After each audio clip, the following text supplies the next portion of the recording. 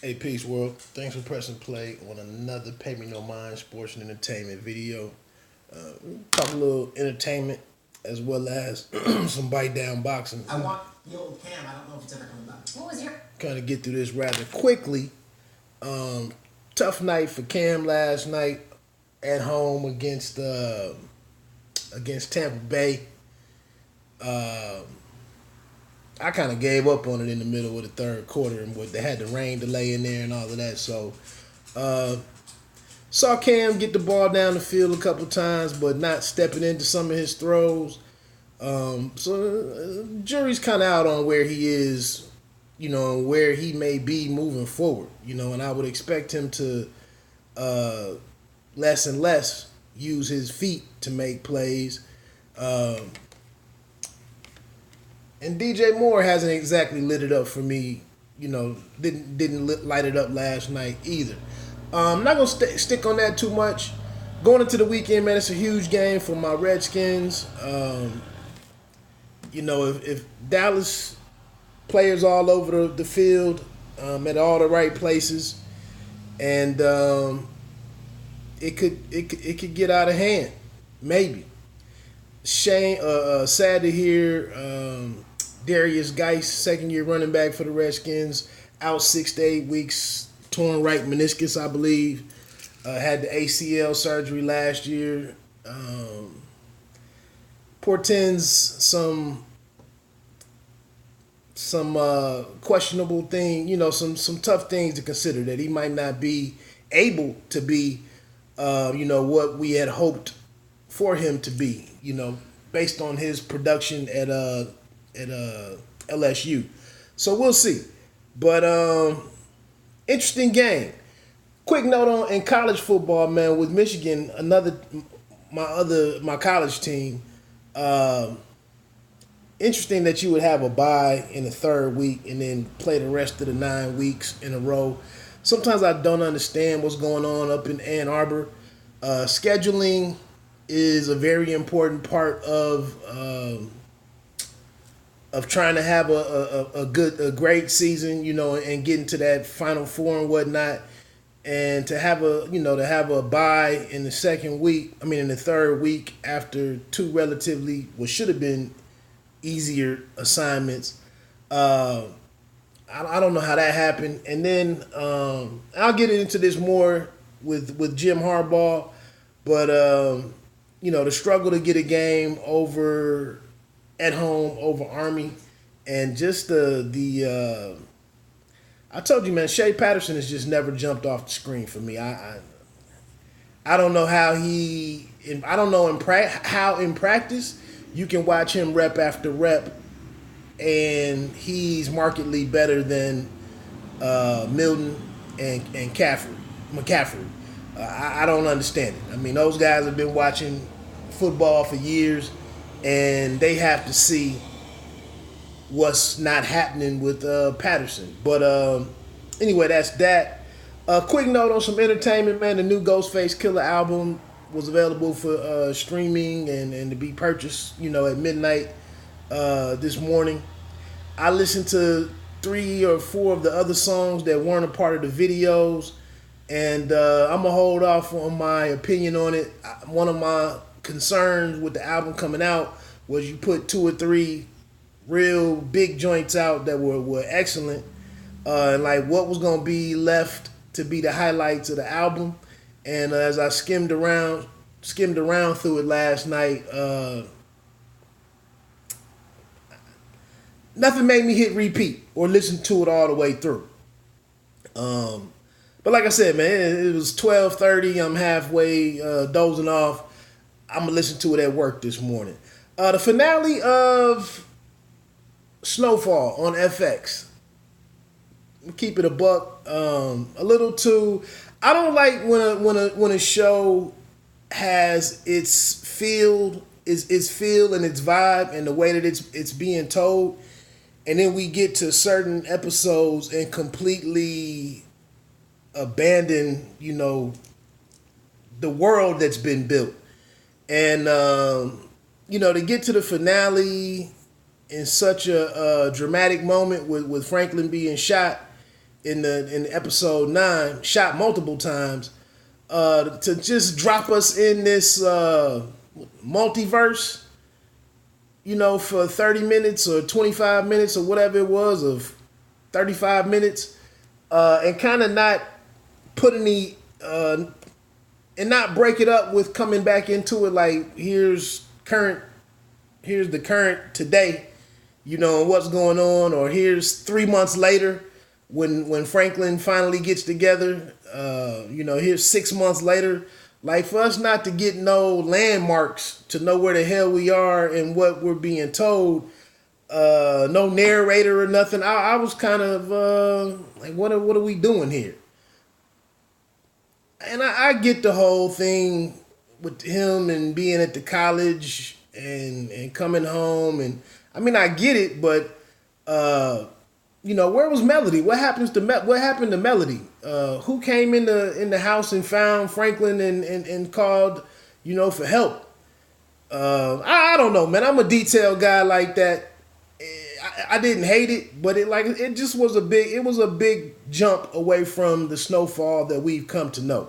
I saw a couple of people online with different reactions to it, and I guess I was just wondering, because any black person is defiant to a white person or white authority, is that enough to rile us up into,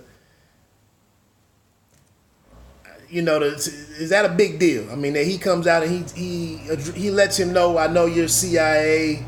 I've done my homework on you, and here's now we're gonna play from new rules in our relationship. I don't know. I mean, the whole episode really, for me, it really didn't work for me. That's it. Boxing tonight. I think that was all I had in entertainment. Boxing tonight. Interesting to see what with all of these different relationships and networks and promoters and whatnot, and where we can get some matchups. Like I said, man, a lot of times guys fight, quote unquote, nobodies along the way. Even in getting some of these minor or junior titles or what have you. I don't know who this Zaire Abdulayev cat is. Not to mean that fighters from the international community don't mean a lot to the sport, but I have no idea who this man is. And then we're saying all that Devin Haney is. So this WBC eliminator thing, man, I'm just gonna see what it is tonight. See how the crowd responds. Haney is coming off of a big knockout of Moran. A highlight reel knockout, a knockout of the year type punch and whatnot. We know everything that he brings to the table, and so we need to see what the latest and greatest is with him. Hopefully, Abdulayev can do something and put on some kind of resistance and make it interesting. Like I said, a good, interesting fight tonight will be the women's fight with the WBO featherweight champion. Yeah, featherweight champion Heather Hardy, and 7 division champ Amanda Serrano. I didn't realize Serrano had good size advantage on her. I don't know if you saw this or not, man, but Jay Leon Love, I don't know if he's still with Mayweather Promotions, or the Money Team, whichever.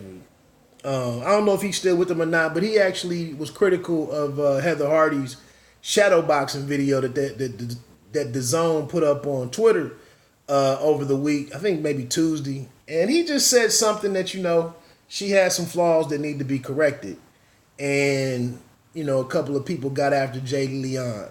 And I'll give Jay Leon some credit, man, because one fan said some real tough talk stuff to him, and Jay Leon really didn't lose it. He was just like, man, I'm just observing something, whatever. Interestingly enough, the last time we saw Jay Leon in the ring, he didn't have a lot of answers himself. I thought some people could have hit him from that angle. but they played it with the "Who the hell are you" card, and get the F out of here. And then boxing writer, reporter Michael Woodsy got involved and said some things, kind of taking up for Heather Hardy's honor, and Jay Leon and was like, whatever, man. I just said what I said. I didn't say nothing malicious. And then Heather Hardy came on at the end of the thread and basically was like, I'm not offended. She was like, I've never told anybody I'm the greatest boxer aesthetically or stylistically or whatnot. Whatever, that's his opinion. So, but anyway, and just looking at her style and her form and her technique, it kind of led me to believing that she could have a tough time tonight against Serrano. But she's effort, heart, grit, determination, will, all of the intangibles, important intangibles. That's a big part of her game.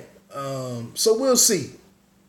And I'm just saying, man, it just looked like some stuff was out of sync with her feet, with her footwork, and shooting some of her shots in a way that looks normal to me in my eye.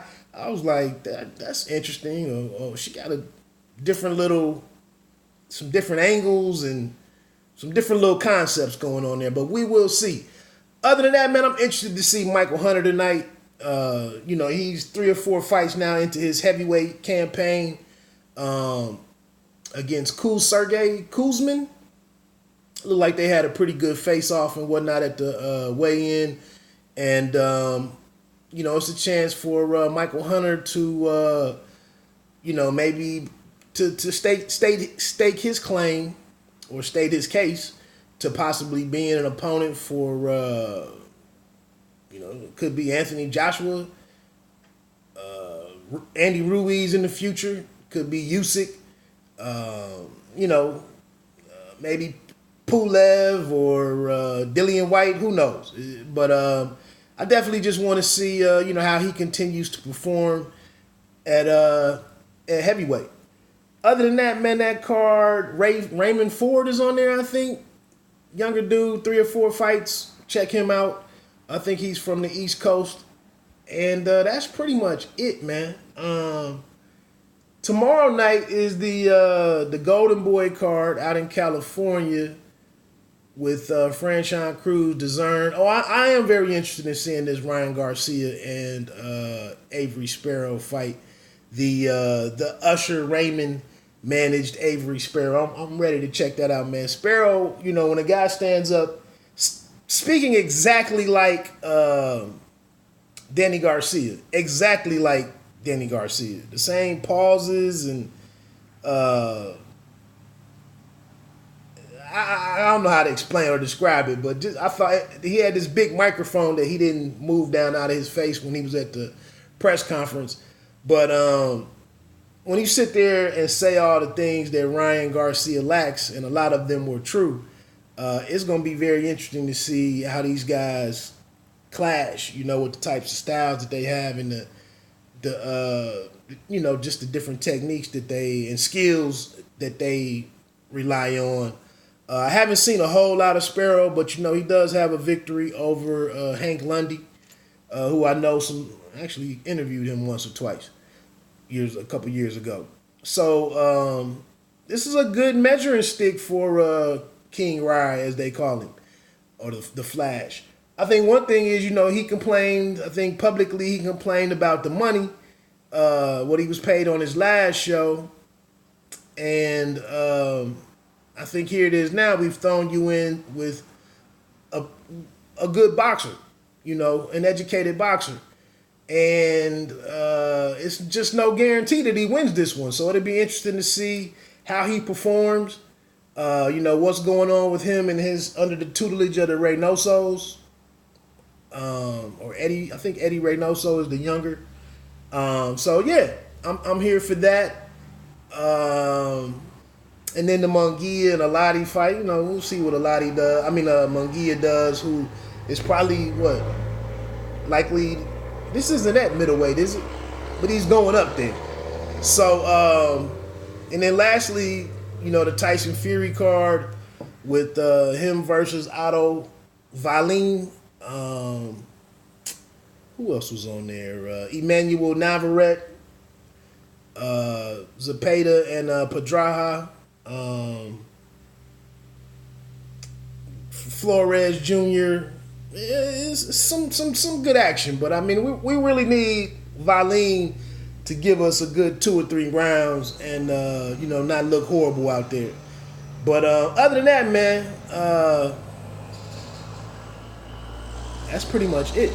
So look, man, enjoy this weekend. Tons of action. Like I said, it gets started tonight on the Zone. I don't have a start time for you, but if you have the app on one of your multiple devices, you can go into the schedule, check that out, and make sure that you tune in tonight to that. I might jump in and do some reaction videos, post fight. I'll probably come on and talk about the kid tonight. I'll probably do that. And let me get on out of here, man. Have a great one.